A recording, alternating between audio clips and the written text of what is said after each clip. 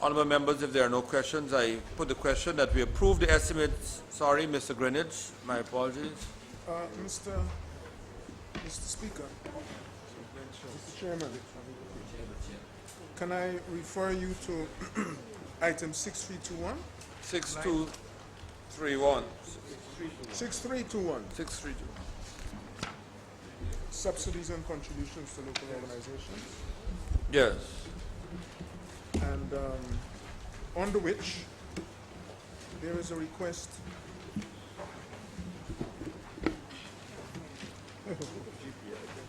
for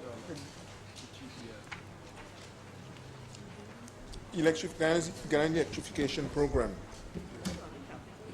Oh, sorry. Yeah. Sorry. I'm looking for subsidies. Just a second. On page 398.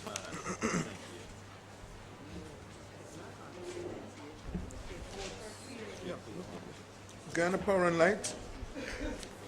$1 billion being requested under this item for this year. 1 billion? Yeah. Could the Prime Minister tell us exactly what has happened here? It's gone from 6 to 1. Is that not correct? Yes. All right, unless I've got the wrong page. Please, Pierre.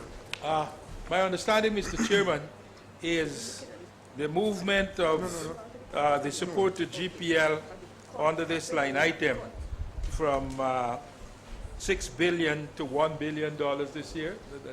That's a question Yes. that is being put. What does that reflect? Why?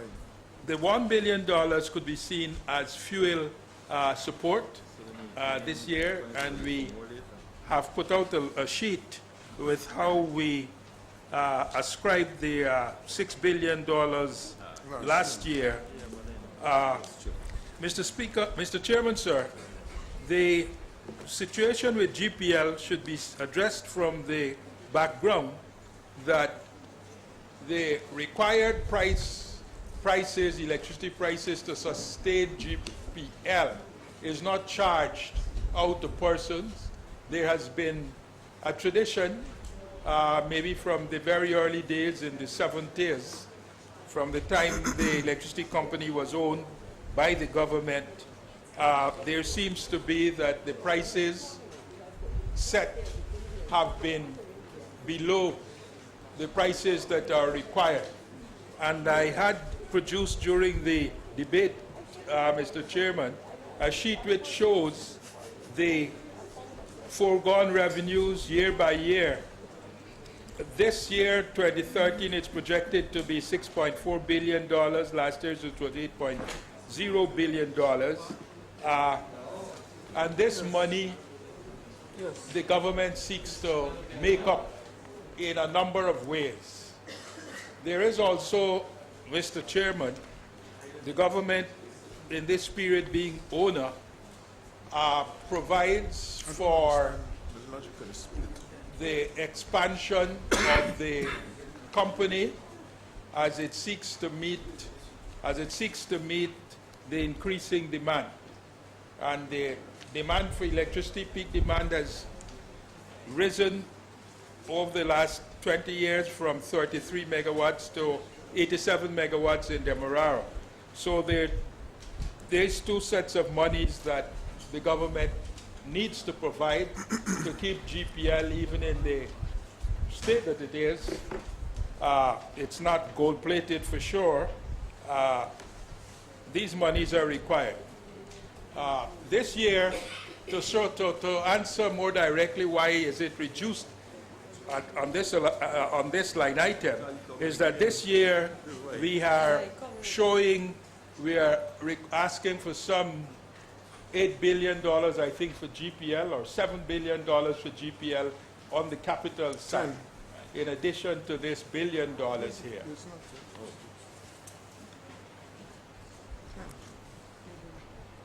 Mr. Chairman, first of all, I believe that the request for capital is not 7 or 6, but 10. But that's not before us now. That's just to correct the Prime Minister. Okay. But it would help, I think, whilst clearly it assists the Prime Minister to put all of these amounts together, because I don't know that the figure that the table to which he made reference at the beginning shows any clear distinction between the two sets of tables. In other words, as the Prime Minister himself indicates, the funds, the monies given to GPL are fungible. Yes. So it would be better and more transparent if they were put in a single table rather than split in this way, wherein looking at one may get the impression that there is a smaller amount asked altogether, when in fact, if you compare what happened last year with what happened this year, yeah, but they're not used for current and capital expenditures. They use them across even some of the capital have been used for other things. So the question about presentation is one I hope that the Prime Minister will address, okay? And the table that has been provided, I think we need to come back to him because the tables are far from clear. It would help, I think, whilst one asks what has happened to the money that has been given, in order for it to be meaningful, since it's spent across different cost centers, it would be helpful to give us perhaps a single financial table in which we see all the outgoings, and then we can see how they've been assigned. Okay? But if I might just address this specific item, can you tell us, insofar as it's meaningful, what assumptions underlie this request from 1 million as opposed to any other sum? In other words, in terms of contingencies requests, are we 1 billion? Can we be given some parameters so that we ourselves can determine whether when you come back for more money, it is based upon changing fuel costs or something else? Because to be truthful, I don't think we expect that this figure of $1 billion for this, or that the combined figures that you give us will be roughly what you've asked for, and probably be suspected to be over 12 billion.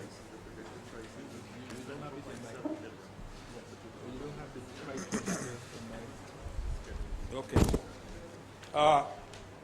This year in 2013, we are projecting that fuel costs would be 78% of sales. And so, right away, as the Honourable Member, I think, indicated, Mr. Chairman, if there is changes in the price of oil, it makes a big change in our situation. If it's reduced, it's a good thing. But if it goes up, it puts some pressure. It would put pressure on the budget. So fuel is the big one, some 78%. There are many other things, transformers and other things, meters and so on. But I think fuel is the big one here. Thank you very much, Mr. Chairman. Mr. Chairman, a figure of 78% in the context that I'm asking is not helpful, because if it is 78% of sales, it also depends upon how well you do in sales. If you collect... Okay. So give us an answer. The monies budgeted for the year for fuel is $24.7 billion. And what is the assumed price if you're going to use a landed price at Curacao or wherever? What is it we have to look at? It's not, I don't think it's in this. Yeah. Ash is here. I think Minister Ben can help you over here. Minister Ben is offering to help you.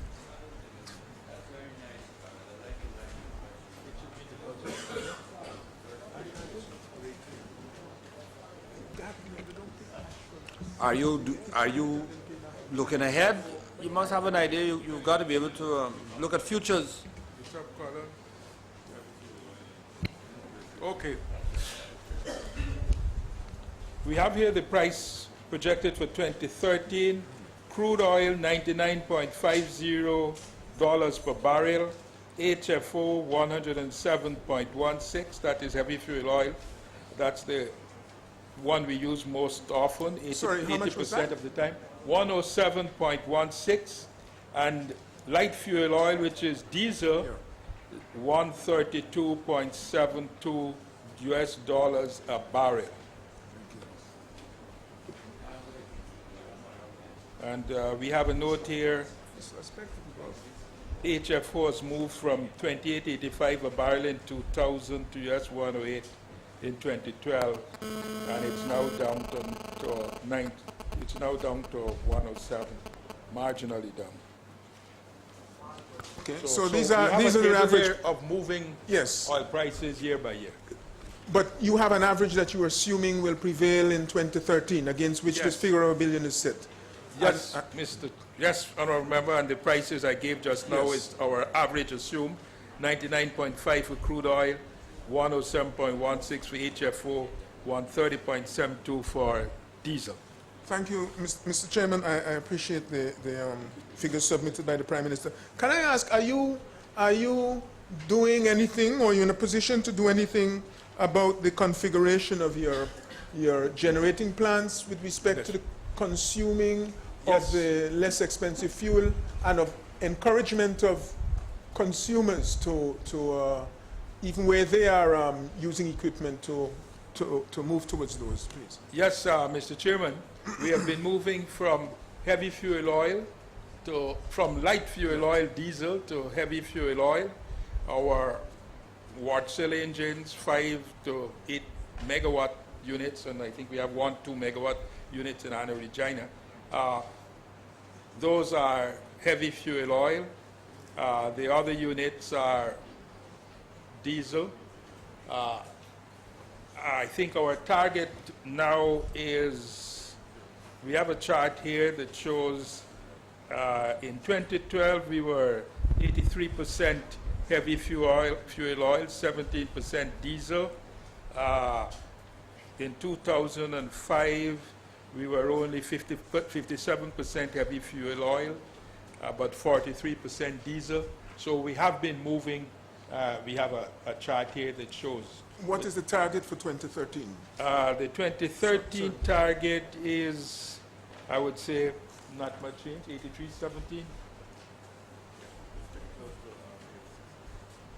83.17. We hope to get it up another 2 or 3%.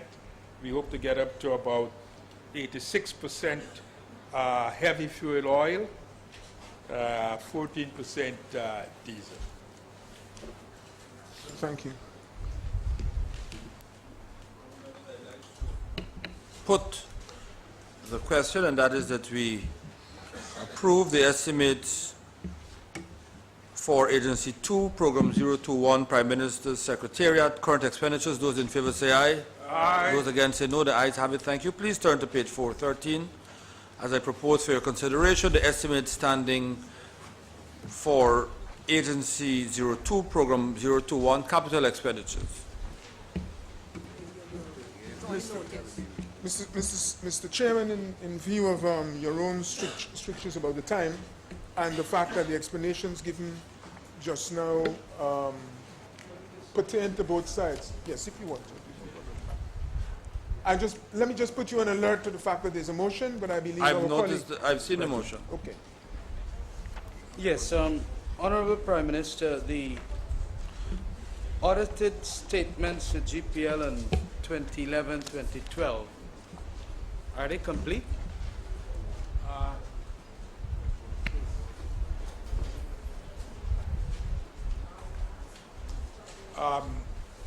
Yes. I think 2011 and 2012, 2011 already completed, and 2012 is in process of being completed. And a similar question like in Gaisuko, where we have to seek a bailout here.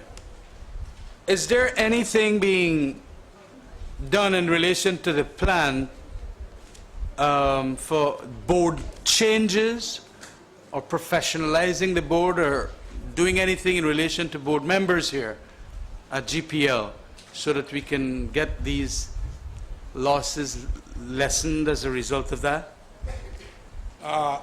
Mr. Chairman, we certainly don't want to be complacent, but the so-called losses in GPL are related to the suppression of tariffs. We have put out a table here which shows that from 2003, tariffs have been suppressed by a net $27.8 billion. And also through that period of time too, the government as owner has provided another $22 billion in loans and equity investment. So I don't think we should start off by saying that these results in terms of our support from the budget are due to poor performance. We shouldn't start from that position. As I have said, sir, Mr. Chairman, the big issue with GPL is the losses, both technical and commercial, maybe about 14% technical, about 17% commercial losses, and certainly it is something that I feel embarrassed about, particularly the commercial losses, particularly when we compare through CARILEC, the figures that are available. In Barbados, the losses, total losses are in the order of 7 and 8%. They may be in the order of 20% in Jamaica. But looking at Barbados, one certainly feels somewhat embarrassed about the losses. The technical losses we are working at with the program that is in the capital side here that's being completed to upgrade the transmission. Also, we are working to reduce commercial losses in 3 kinds of areas, continuing to use moral suasion, where we passed in this honorable house here some legislation to be more coercive, to have mandatory prison terms for persons who are found on 3 times stealing electricity, and with the work with persons from other jurisdictions that face similar problems. I think with work in particular with people from the utility in the Dominican Republic and others' advice, we have embarked on a program of capital taking technological solutions, that is using different cables that are difficult to latch in and things like that, but that increases the cost to GPL for hooking up someone in an urban area, say from about $50,000, $60,000 to maybe $250,000 to $300,000. And when you multiply that difference by 10,000, you start to get some significant sums of money. So I don't think it is right for us to start off from a position that GPL is necessarily inefficient and ineffective. In fact, if we look at comparative figures, we are doing reasonably well, even though I would always want to do better. If we look at the prices from CARILEC for different places across the Caribbean, we see that there are places that are charging even up to about $120 a kilowatt hour. That's Bermuda. I think we're averaging now about $60. That's what we're charging. That's not what it's costing us, but that's what we're charging. But in Bermuda, they charge up to $120 a kilowatt hour, and in Turks and Caicos, Cayman, it's about 95. And then we have a number of countries here that are about $80 a kilowatt hour. So our costs of delivering the electricity here is reasonable when we compare it with other places in a similar situation as us. So I would like to encourage members of this House not to think of the allocations to GPL as making up for inefficiencies and wastages. It is primarily to make up for the suppressed this is tariffs, cliched now. and also Cliched. to provide for the investments that an owner would be looked to provide. Mr. Speaker, Mr. Chairman, I had resolved not to ask any questions apart from the first one, but I'm afraid I can't sit and allow the Prime Minister to get away with this. He is asking, the corporation is asking for a very, very large amount. I thought he set out on a good foot by explaining his embarrassment about some of the problems arising from line losses. And commercial. Well, yes, okay, technical and commercial losses. I'm just wanting to remind him that the tariffs that the corporation has found it necessary to impose is one of the main factors destroying our manufacturing sector in this country. They've been too high for too long. Okay? I'm not blaming anyone. I'm just simply saying extremely high tariffs are a problem. I believe that when he spoke to the manufacturing, to the representatives of the private sector, they raised this. All I want to say to you is that high tariffs, like high taxes, serve as an incentive for evasion. The same applies to electricity thefts and so forth as it does to taxation. And at the same time, the losses that you experience, to the extent that they are commercial losses, are also related to those tariffs. So I made this point, Mr. Chairman, just to observe that we are understanding of the need that GPL has for assistance. But we are also going to insist, especially in the light of what happened last year when we asked them to produce a new plan that would address the fundamental problems. They assured us that they had something in place. Within 3 months of money being provided to them, they came back from old capital equipment. And on this occasion, we wouldn't like to think that they will come back again, but we also want to be assured that they are addressing the issues that we are concerned about. And the issue of tariff levels is one that we think should be addressed seriously, and we would like to see, in addition to how the monies that have been disbursed to them have been used, we would like to see a plan which seriously addresses these issues that undermine the capacity of the company to deliver tariffs at a level that is appropriate to our needs and our capacity to pay, which are not quite the same as those of the Bahamas and elsewhere. So I would just like to get his assurance that the money he's asking for is going to be spent in the context of efforts by the corporation to deal with those issues that we all regard, apparently other than the OPM's office, as critical to the future of this country and its diversification, an issue over which the Minister of Finance made great play in his budget speech. Mr. Chairman, the cost that we see for providing electricity in Guyana is firstly a result of the situation that we're in, being based on petroleum fuels. 70 to 80% of the costs are generated there. And as we have demonstrated here and in many other places, our costs that we incur are comparable with. They're in the lower half. They are in the lower half of costs in the Caribbean. As I say that, I know that many people tell me it doesn't matter, we don't get paid the same as much as Barbados or wherever, Jamaica.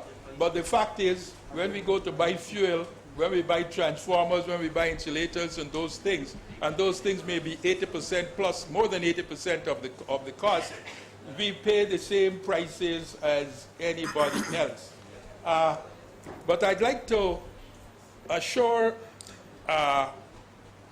honorable member that in this situation where it's very difficult to imagine us lowering the costs of delivery of production of electricity, And knowing that our people would want, including the industrials, would need electricity at lower costs, that is what has been motivating us getting on with a MILA, which holds the promise. All the calculations show that generation costs could be reduced by about a half, from an average of about $52 a kilowatt hour with our HFO diesel mix to about $24 Guyana a kilowatt hour.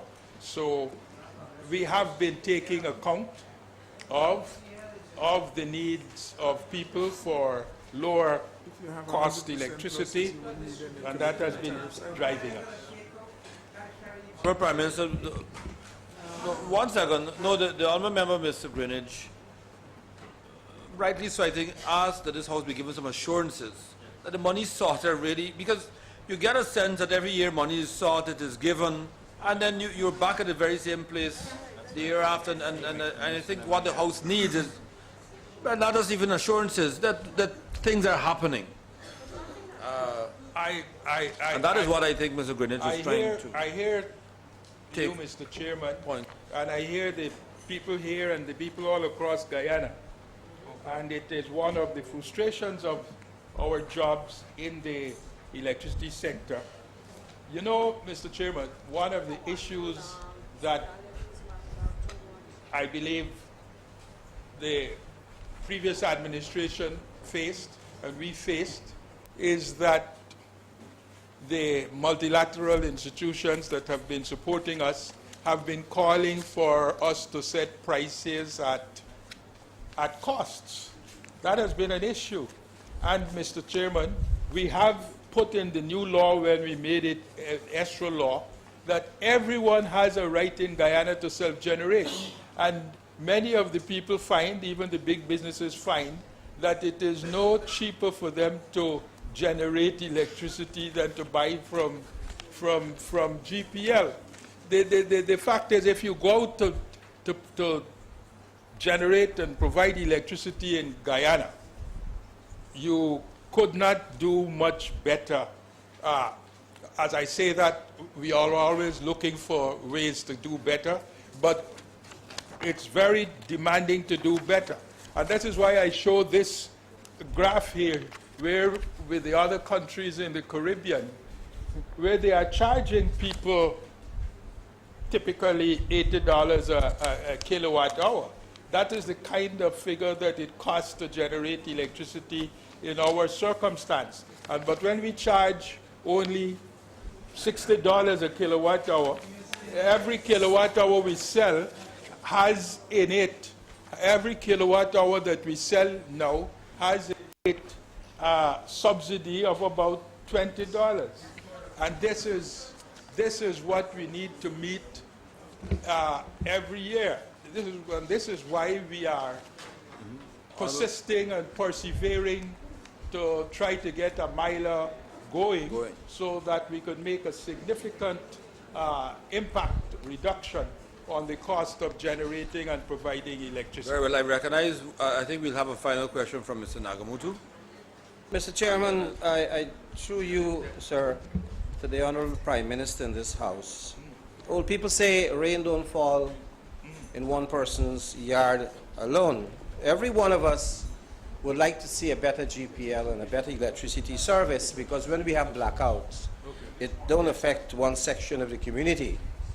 So we want to assure the Prime Minister that we are trying as hard as we could to understand his explanations and the charts, etc., that he had given us, except that every time we have these explanations, we seem to be compounding. I'm going to ask the question quickly, but I want to say this, that when we try to compare ourselves with Trinidad and Barbados and all of that, we are not taking into consideration that those consumers don't carry 33% line losses in their bills. But at the same time, Mr. Nagamutu, there's also the economies of scale to look at. Exactly. When you have a larger population with a cost of living that is better, your economy is... Exactly. So you have to, it is... And You have your to look at that wages too. are higher. Wages are higher, and Their sometimes, so affordability. there are a number of variables that you have to take into account. So we are not impressed because, Your Honor, the question I want to ask is that the way we get this explanation, one would not really think that this cooperation had come before us for 26 or 27, 22 billion dollars in the program for rehabilitation and rectification, and we have all the language of talking about loss reduction and energy conservation and the substation. We have been hearing this thing, and we are trying as best to assure the Prime Minister that we would like to have a result-based support for subvention. Because when just now we had the $1 billion, we were hoping that we would have had a progress report, a status report as to how the $6 billion was spent last year. But I just want to draw the attention of this House to this one fact. The Honorable Prime Minister has been catering in this program for foreign funding. And again, I want to make an observation that on all these capital pages, we don't know what is grant and what is loan. I consider that, I wouldn't use a strong word, but we need to know what is grant and what is a loan. This kind of doublespeak is not helpful for any one of us who would want to understand the state of our borrowing and the state of generosity towards us. Now, there is an order. We have an allocation, a source of foreign financing as China. Then we have IDB. And then other. And then we have other at $8,255 million. And that is projected for this year. I want to ask the Prime Minister, Honorable Prime Minister, if this source of funding, unspecified source of funding, has been now identified, that you're asking us to vote for money here, and whether we can have some details of this, or else we will be left with a conjecture that by some subterfuge we will be asked to vote back money from the purse, the people's purse, because we don't know the source and we don't know if this funding is finalized. Mr. Chairman, I take it that the honorable member is referring to reference 17 of volume 3? That's right. Yes. Yes. And down at the bottom there, from China through the Exim Bank loan, we're looking to complete the transmission upgrade this year, and that is the $1.5 billion that is projected there. So this is an entry here to bring in the flow of the money, and it is a loan. It is a loan. Yes. And we can get into discussions on soft loans and grant equivalent portion and so on and so on. But we won't, but those are considerations that come up. The IDB, the next portion, $450 million, comes from an IDB, I think $5 million US altogether loan that is focusing on institutional strengthening. And I think it is from this area that we're getting the funding, or the loan funding at the moment, to harden the circuits against people stealing electricity and other things. And the other is coming from the Petro-Caribbean Fund, and that is that we accumulate in Guyana the finance portions from the Petro-Caribbean arrangement. And so this portion is coming from there, and I would say that it has two parts in it, 4.77 for support to GPL for a number of things for which we have a listing here, and a portion 3.46 goes to preparatory works for a miner. So that is full declaration on this page here, this allocation. Thank you, Mr. Honorable members, it is 5 to 6, and we have yet to go Parliament Office.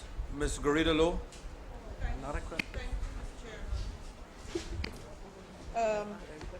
Project code 260-4800, the 150 million for the micro hydro project in Cato. Will this project benefit all residents of the village? That's one. And two, will other villages benefit also? Thank you. Yes, this is to establish a 330, I think, kVA small hydropower station on the Cheong River at Cato. It will benefit Cato. It does not include large networks, so maybe it's a central area.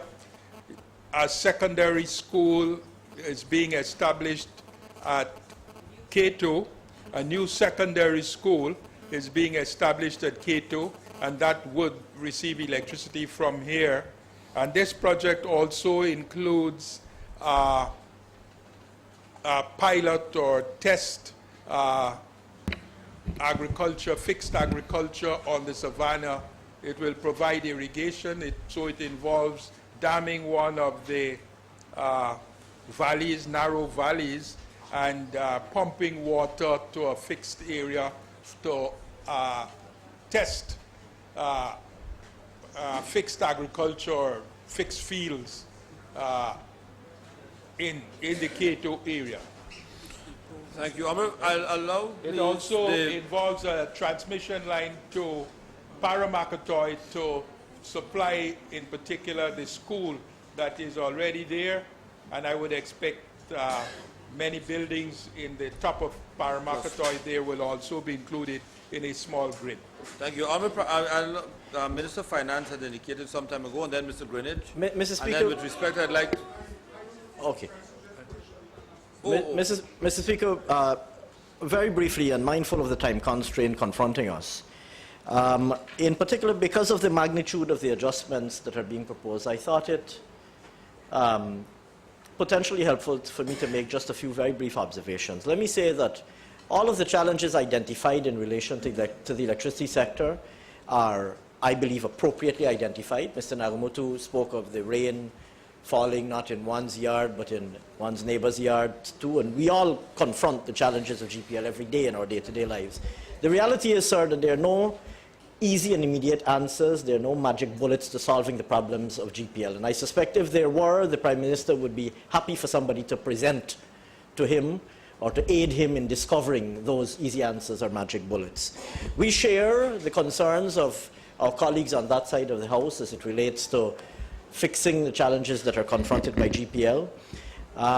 What we would urge is a recognition, a universal recognition in this House, that the reality is that GPL is facing a cost structure that imposes a burden that it is unable to carry at its current tariffs, including, of course, the challenge of losses, which was identified by my colleagues on that side of the House. And the reality is also that GPL requires significant investments in its capital that it is unable to meet from its own generated cash flow. And I would urge that this House would support the appropriations that are being sought and not cut them. And I would equally say, sir, that we avail ourselves, I would equally urge that we avail ourselves of the mechanism of the various parliamentary sectoral committees as an appropriate forum for us to put our heads together on this matter. GPL has previously appeared with the Prime Minister before the Economic Services Committee, and I'm sure they'd be willing to do so again. Thank you very much, sir. Thank you. Honourable members, I will now put the motion in the name of Mr. Greenidge firstly, and then I will put secondly the actual motion for the adoption of the capital estimates. Honourable members, the question is proposed that the motion in the name of the honourable member, Mr. Greenidge, be approved. That is, that the sum sought for capital expenditure of $10,255 million be reduced by $5,255 million. Sorry. Make some changes and ministers have to come in. There are quite a number of people outside. Believe me, I wouldn't just go to the vote. I'm just going through the preamble, so to speak. So I propose to put that first. In the meantime, while we're doing the change around, Honorable Prime Minister, certainly for me, what I would have liked to hear, bring the bell so that other members can come in, please, is what would happen to GPL if it did not get the amount sought. I think no one has really made the case for every dollar reduced, what is the likely impact on the corporation's ability to function. But I've asked the Secretary to get the others to comment, so maybe it is something that you may wish in the meantime to address, Prime Minister. Mr. Chairman, without this money, GPL would be having a hole of about 20% in what it requires to sustain itself, and some of it would probably end up in reduced purchases of fuel. Some of it would end up in reduced purchases of other supporting machinery, materials, transformers, and so on. I would like to entreat this House to accept, and we just have to look back. All along the prices we charge for electricity are about 70% of the cost. That's a situation we came and met. That is a situation we came and met where the IDB was demanding that costs be put to that we charge the economic prices. But as policy, we have not been charging economic prices. And the costs incurred in GPL, we all want it to be lower, but they're about the prices that Thank you. people in our situations find. People who use fuel, people who use petroleum fuel spend about $80 a kilowatt hour to provide electricity. And we're charging $60 a kilowatt hour. So Thank every you. kilowatt hour we sell has $20 of support, needs $20 of support from the budget. Every kilowatt hour we sell. Thank you, needs Honourable Prime $20. Minister. Thank you very much. Honourable members, I think that all the members have been gathered, and therefore I'd like to put the question, that is that the motion standing in the name of the Honourable Member, Mr. Carl Greenidge, be approved by the House. Those in favour say aye. Aye. Those against? No. Division is sought. Proceed, please. Mr. T. Williams, Mr. T. Williams, Ms. Marcelo, Dr. Amaya, Mrs. Garidolo, Mrs. Huge, Mr. Nagamutu, Mr. Ram Rajatan, Ms. Ferguson, Mr. Murian, Ms. Williams, Mr. Jones, Mr. Adams, Ms. Bavigans, Mr. Sharma, Mr. Bulkan, Mr. Bond, Ms. Kissoon, Mr. Trotman, Ms. Selman, Mr. Alicock, Ms. Wade, Mr. Felix, Ms. Hastings, Mr. Scott, Lieutenant Colonel retired Arman, Mr. Greenidge, Mrs. Baca, Dr. Norton, Mrs. Lawrence, Mr. B. Williams, Ms. Ali, Dr. Rupnarine, Brigadier retired Granger, Mr. Jafar Ali, Mr. Damon, Dr. Prasad, Reverend Gilbert, Dr. Mahadio, Mr. Siraj, Mr. Need Kumar, Mr. Lambumba, Mr. Chand, Ms. Shadik, Mr. Chandapal, Mr. Nadir, Mr. Shearer, Bishop Edgil, Mr. Whittaker, Mr. Bash, Mr. Bash, okay. Mr. Sukai, Ms. Webster, Mr. G. Prasad, Ms. Manichand, Mr. Ben, Dr. Anthony, Mr. Hali, Dr. Ramsaran, Dr. Westford, Mr. R. Prasad, Dr. Singh, Mrs. Rujiks Burkett, Mr. Nandlal, Dr. Ramsamy, Mr. Rohi, Mr. Hines.